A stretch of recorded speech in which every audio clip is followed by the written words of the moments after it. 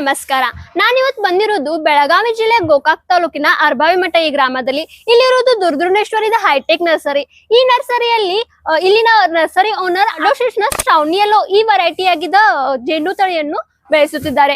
ನೀವು ಚೆಂಡು ಹೂವನ್ನು ಬೆಳೆಸಲು ಯೋಚಿಸುತ್ತಿದ್ದರೆ ನಿಮಗೆ ಆಡೋಶೇಷ್ನ ಶ್ರಾವಣಿಯಲ್ಲೋ ಇದೊಂದು ಬೆಸ್ಟ್ ವೆರೈಟಿ ಆಗಿದೆ.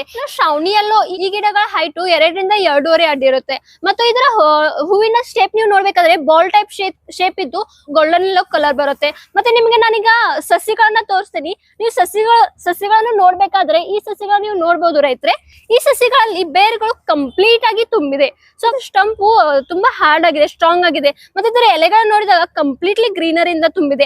ಹಾಗಾಗಿ ರೈತರೆ, ನೀವು ಈ ಸಸಿಯನ್ನು ಆಯ್ಕೆ ಮಾಡಿ ಈ ತಳಿಯನ್ನು ನೀವು ನಾಟಿ ಮಾಡಿದರೆ ನಿಮಗೆ ಪಕ್ಕ ಹೆಚ್ಚಿನ ಆದಾಯ ಸಿಗುತ್ತೆ, ಹೆಚ್ಚಿನ ಇಳುವರಿ ಬರುತ್ತೆ.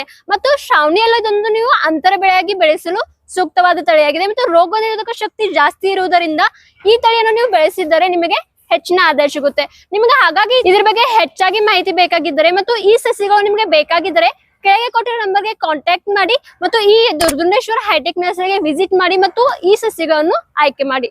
ಧನ್ಯವಾದ.